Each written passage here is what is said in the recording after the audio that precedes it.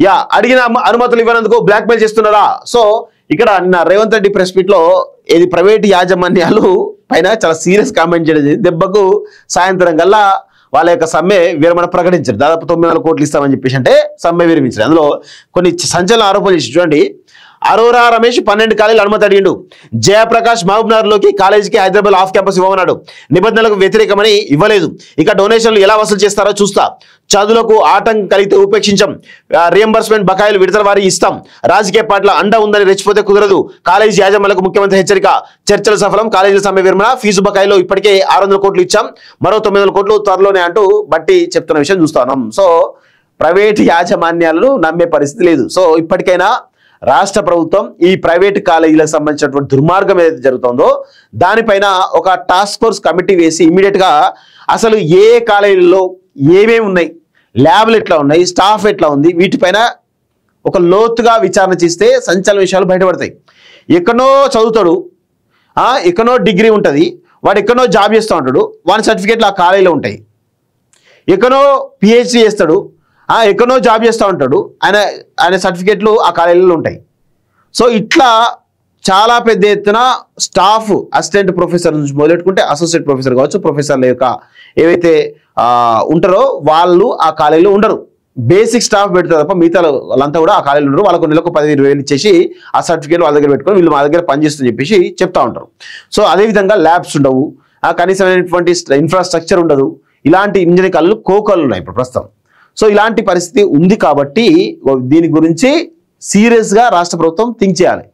ఇటు ఇంజనీరింగ్ కాలేజీలు కావచ్చు, డిగ్రీ కాలేజీలు కావచ్చు, ఎంబీఏ కాలేజీలు కావచ్చు, లేకపోతే ఇటు మెడిసిన్ కావచ్చు, మిగతా రకరకాల ఫార్మసీ కాలేజీలు కావచ్చు, అన్ని కాలేజీలు కూడా ఇదే పరిస్థితి కొనసాగుతుంది. కాబట్టి దయచేసి గమనించాలని చెప్పేసి కూడా మేము కోరుతా ఉన్నాం. ఇగో కిషన్ రెడ్డి కేటీఆర్ బ్యాడ్ బ్రదర్స్ అట. నిన్న ఇది బాగా ట్రోల్ అవుతా ఉంది బ్యాడ్ బ్రదర్స్ అనేది. హైదరాబాద్ అభివృద్ధిని అడ్డుకుంటున్నారు. నగరాభివృద్ధికి మోడీ కేసీఆర్ చేసిందేంటి? ప్రగతి భవన్, సచివాలయం, కమాండ్ కంట్రోల్ సెంటర్ నిర్మాణంతో ఒక్క ఉద్యోగమైన వచ్చిందా? ఏడాదిన్నరలో 3 లక్షల కోట్ల పెట్టుబడులు తెచ్చాం. నగర విస్తరణకు వేలాది కోట్లతో ప్రణాళికలు. ఏ ఎన్నికైనా ప్రతిష్టాత్మకంగానే తీసుకుంటాను. టీడీపీ అభ్యర్థులు బీఆర్ఎస్ కు ఓటేస్తారనుకోను. చంద్రబాబును అరెస్ట్ చేస్తే నిరసనలు వద్దన్నారు. బీజేపీకి డిపాజిట్ రాకుంటే హిందువులు ఆ పార్టీలో లేరని బండి సంజయ్ అంగీకరిస్తారా అంటూ చూస్తాను. నిన్న రేవంత్ రెడ్డి పెట్టినటువంటి ప్రెస్ మీటు ఈరోజు గత బీఆర్ఎస్ పాలనకి ఇటు ఈ పాలనకి మధ్య తేడా ఏంటి అనేది చాలా స్పష్టంగా చెప్పగలిగిండు. ఈరోజు హైదరాబాద్ విశ్వనగరాన్ని మేమే చేస్తామని చెప్పేసి కేటీఆర్ చెప్తా ఉంటే అసలు 2004 నుంచి 2014 వరకు ఇక్కడ హైదరాబాద్ ఎయిర్పోర్ట్ కావచ్చు, లేకపోతే రింగ్ రోడ్డు కావచ్చు, ఇలా చెప్పుకుంటూ పోతే హైటెక్ సిటీ కావచ్చు, ఇలా చాలా రకాలు ఏవైతే ఉన్నాయో మెట్రో రైలు కావచ్చు, ఇలా చాలా చెప్పుకుంటూ పోయాడు. ఏది financial district, Gachibowli, knowledge city అనుకుంటే చాలా రకాల అంశాలు చెప్తూ ఈరోజు ప్రజలని కొంత అవేర్ చేసేటువంటి ఒక ప్రయత్నం చేయడంలో సక్సెస్ అయ్యాడు. ఇప్పుడు వాస్తవం కూడా కేటీఆర్ వచ్చిన తర్వాత కేటీఆర్ హయాంలో టీ హబ్, అదేవిధంగా కొన్ని ఒకటి ఏదైతే ఆ బ్రిడ్జ్ కట్టాడు, కేబుల్ బ్రిడ్జ్, సో అలాంటి కొన్ని తప్ప పెద్దగా చెప్పుకోవడానికి ఈరోజు హైదరాబాద్కు ఐకాన్గా చెప్పేటువంటి ఒక్క కన్స్ట్రక్షన్ కూడా కట్టలేదు. వాస్తవంగా ఏం కట్టిండు చూస్తా ఉంటే టీ హబ్ కనబడుతుంది. టీ హబ్ ఎట్లయితుంది? సరే టీ హబ్బే అనుకుందాం. కేబుల్ బ్రిడ్జ్ అన్నాడు, కేబుల్ బ్రిడ్జ్ ఎట్లయితుంది? అది నగర అభివృద్ధిలో భాగంగా జరిగినటువంటి అభివృద్ధి తప్ప ఏం లేదు. మరి ఇక్కడ ఫ్లైఓవర్లు అంతకుముందు కేటీఆర్ 2014లో మున్సిపల్ శాఖగా బాధ్యతలు చేపట్టక ముందు ఈ హైదరాబాద్లో మెట్రో ఉన్నది, ఔటర్ రింగ్ రోడ్. అసలు ఔటర్ రింగ్ రోడ్ అనేది ఒక అద్భుతమైనటువంటి అసలు ఒక ప్రాజెక్ట్. అది ఎంత పెద్ద ప్రాజెక్ట్ అంటే చాలా పెద్ద ప్రాజెక్టు. సో దానివల్ల సిటీలో ట్రాఫిక్ ఏ విధంగా తగ్గుతుంది, సిటీలో ఉన్న ప్రజలు ఆ సిటీ దాటుకొని వెళ్ళాలన్నా కానీ, లేకపోతే ఆ బయట నుంచి సిటీలోకి రావాలన్నా కానీ ఓఆర్ఆర్ ఎంత యూజ్ అవుతుంది. కొన్ని లక్షలాది మంది రోజు ఆ యొక్క ఓఆర్ఆర్ వల్ల బెనిఫిట్ పొందుతూ ఉన్నారు. సో అంతర్జాతీయ ఎయిర్పోర్టు ఎవరి హయాంలో వచ్చింది? ఈరోజు అంతర్జాతీయ ఎయిర్పోర్టుకు ఇప్పుడు ఇక్కడ నేను శ్రీనగర్ కాలనీలో ఉన్నాను. శ్రీనగర్ కాలనీ నుండి నేను ఎయిర్పోర్ట్ పోవాలంటే దాదాపు 28 నుంచి 30 కిలోమీటర్ల దాకా వస్తుంది.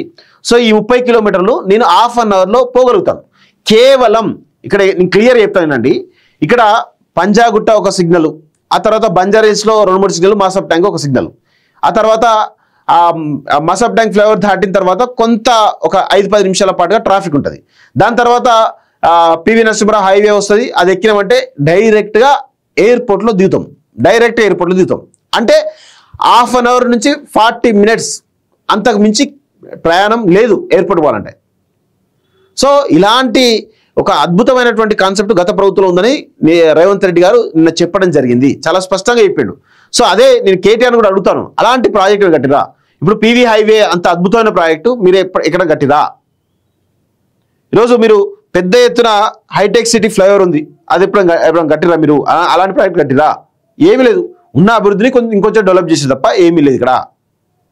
చాలా రకాల అంశాలు కాంగ్రెస్ పార్టీకి కావచ్చు, తెలుగుదేశం హయాంలో కావచ్చు చేసిన అభివృద్ధి గురించి చెప్పుకోలేని భావదారిద్ర పరిస్థితిలో కాంగ్రెస్ చెందరు. సో దాన్ని కొంత రేవంత్ రెడ్డి చెప్పేటువంటి ప్రయత్నం అయితే చేస్తున్నట్టు కనబడతా ఉంది.